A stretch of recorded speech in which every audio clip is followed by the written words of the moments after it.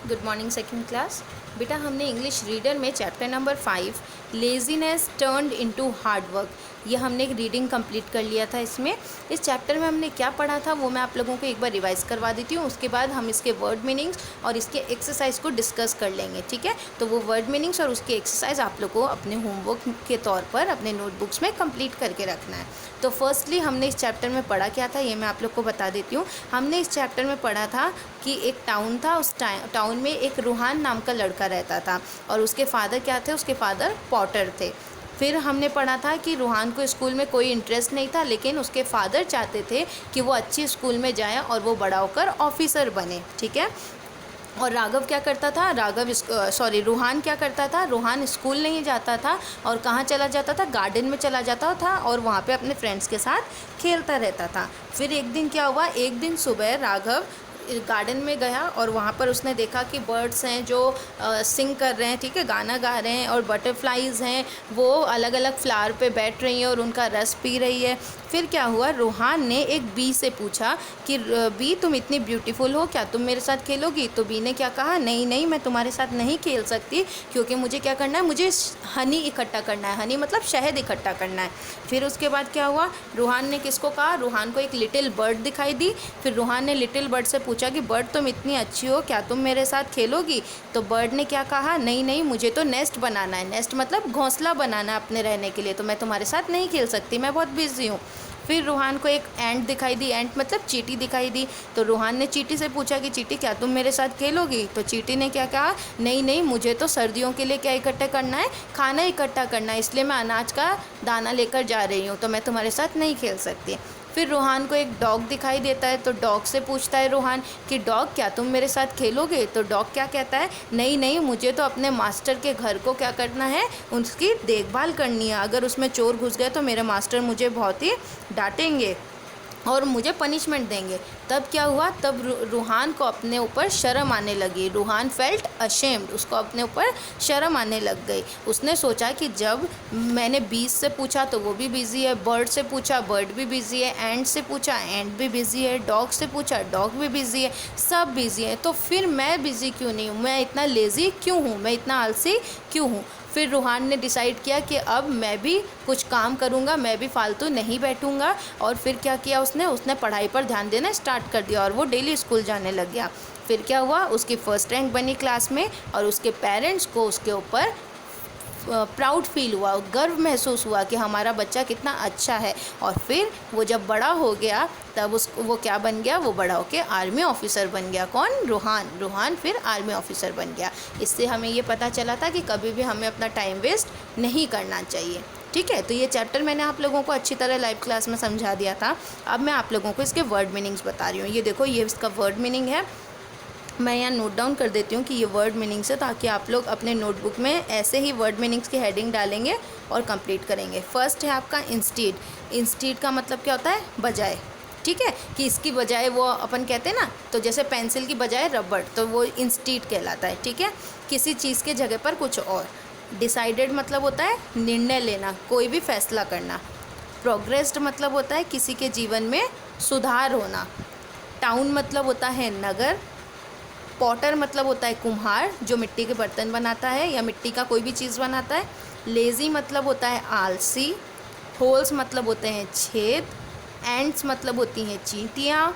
Hunger मतलब होता है भूख। और थीव्स मतलब होते हैं चोर, ठीक है। ये 10 वर्ड मीनिंग्स है, ये 10 वर्ड मीनिंग्स आप लोग को अपने नोटबुक में कंप्लीट करना है।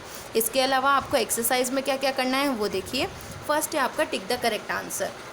इसमें है, what did Roohan's father want his son to become. Roohan के फादर क्या चाहते थे कि उनका बेटा, सन मतलब बेटा, क्या बने? तो उसके फादर चाहते थे कि उनका बेटा एक ऑफिसर बने, ठीक है। तो बेटा ध्यान रखना, टिक द करेक्ट आंसर में आपको सारे ऑप्शंस को लिखना है, फिर करेक्ट ऑप्शन को टिक करना है, ठीक है, ये ध्यान रखना। सेकंड है, where did Ruhan decided to go in the morning. Ruhan morning में कहाँ जाना डिसाइड किया? उसने डिसाइड किया कि वो कहाँ जाएगा, गार्डन जाएगा, तो हमने गार्डन पर टिक कर दिया। नेक्स्ट है, who were unhappy with Ruhan. Ruhan से अनहैप्पी कौन था, नाखुश कौन था, है ना? तो कौन था, उसके पेरेंट्स थे। क्यों? क्योंकि वो बहुत लेज़ी था और वो कभी भी स्कूल जाना पसंद नहीं करता था और वो हमेशा खेलता रहता था अपने दोस्तों के साथ, ठीक है। फोर्थ है by whom was Ruhaan praised, Ruhaan की तारीफ़ कौन कर रहा था? रूहान की तारीफ़ उसके टीचर्स कर रहे थे। कब कर रहे थे? जब रूहान पढ़ाई पर ध्यान देने लग गया था और वो क्लास में फर्स्ट आया था, तब उस रूहान की तारीफ़ उसके टीचर्स कर रहे थे। फिर सेकंड देखिए, आंसर द फॉलोइंग क्वेश्चन। इसमें फर्स्ट क्वेश्चन है who was the profession, what was the profession of Roohan's father. Roohan के फादर का, रूहान के पापा का प्रोफेशन क्या था, यानी वो क्या काम करते थे? तो हमने आंसर लिखा Roohan's father was a potter. Roohan के पापा क्या थे? पॉटर थे, कुम्हार थे। Second, what was the bee doing in the garden. Bee क्या कर रही थी गार्डन में? तो अगर हम आपको ध्यान हो, हमने चैप्टर में पढ़ा था कि बी हनी इकट्ठा कर रही थी, शहद इकट्ठा कर रही थी। तो हमने आंसर में लिखा the bee was gathering honey in the garden. Third है what were the ants carrying with them. Ants जो चींटियाँ थी वो अपने साथ क्या लेकर जा रही थी?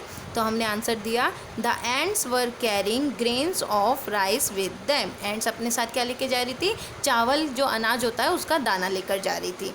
फोर्थ है where did Ruhan meet dog and what did he ask from the dog. Ruhan dog से कहाँ मिला और उसने डॉग से क्या पूछा? तो हमने आंसर दिया Ruhan meet the dog in the garden. Ruhan dog से कहाँ मिला था? गार्डन में मिला था। और उसने उससे क्या पूछा था? He asked the dog to play. और उसने डॉग से पूछा था कि तुम मेरे साथ खेलोगे। फिफ्थ है why did Roohan felt ashamed. Roohan को शर्म किस बात पर आई? Roohan felt ashamed that no one is idle except him. Roohan को इस बात पर शर्म आई कि कोई भी उसकी तरह फालतू नहीं है, सब बिजी हैं। इस बात पर रूहान को शर्म आई। सेकंड है who said these statements and to whom. इसमें हमें ये बताना है कि ये बात किसने बोली और किसको बोली। ठीक है, किसने किससे कहा।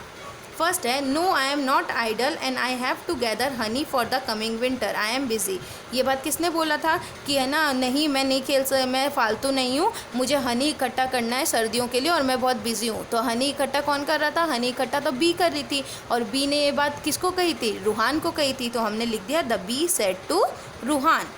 सेकेंड है dear doggy you are a fine dog. Dear doggy तुम एक अच्छे डॉग हो, please come and play with me. ये बात किसने कही थी स्टोरी में? ये बात रूहान ने कही थी। किसको? डॉग को। तो हमने लिख दिया Ruhaan said to the dog. Third है no no I don't have extra time, I have to make my nest complete before the coming winter season. नहीं नहीं, मेरे पास एक्स्ट्रा टाइम नहीं है और मुझे घोंसला बनाना है, नेस्ट बनाना है, विंटर सीज़न आने वाला है उसके लिए। तो ये बात किसने कहा था? ये बात बर्ड ने कहा था। और किसको कहा था? रूहान को कहा था। तो हमने लिख दिया the bird said to Ruhaan. Fourth है why I am not busy, why I am so lazy. मैं बिज़ी क्यों नहीं हूँ, मैं इतना आलसी क्यों हूँ। ये बात किसने कहा था? ये बात रूहान ने कहा था। और किसको कहा था? अपने आप को कहा था। तो हमने लिखा रूहान सेड टू हिमसेल्फ। ठीक है, तो बेटा यहाँ तक आपका वर्क है। ये वर्क आप लोगों को अपने नोटबुक्स में कंप्लीट करना है। आपको वर्ड मीनिंग कंप्लीट करना है। पहले आप ये वर्ड मीनिंग करेंगे। वर्ड मीनिंग करने के बाद आप लोग टिक द करेक्ट आंसर करेंगे। टिक द करेक्ट आंसर करने के बाद आप लोग आंसर द फॉलोइंग क्वेश्चंस करेंगे और फिर हु सेड टू हुम ये वाला करेंगे। यहाँ तक आप लोगों को अपने नोटबुक में ये वर्क कंप्लीट करके रखना है। मैं चैप्टर की पीडीएफ भी सेंड कर रही हूँ आप लोगों को। आप लोग सबसे पहले तो चैप्टर की रीडिंग करेंगे, फिर वर्ड मीनिंग और ये जो वर्क मैंने आपको बताया ये पूरा वर्क आप लोग नोटबुक में करेंगे और उसके बाद ये पूरा चैप्टर आप लर्न करेंगे। ठीक है, ये नहीं कि नोटबुक में करके छोड़ दिया, आप लोगों को लर्न भी करना है। ठीक है, और फिर भी अगर इस चैप्टर से रिलेटेड आपको कोई भी प्रॉब्लम हो तो आप लोग मुझसे नेक्स्ट क्लास में पूछ लेना। जब हमारी इंग्लिश की नेक्स्ट क्लास होगी तो मैं आपकी प्रॉब्लम सॉल्व कर दूँगी। ओके, फिर हम अपने नेक्स्ट क्लास में मिलते हैं। Till then bye.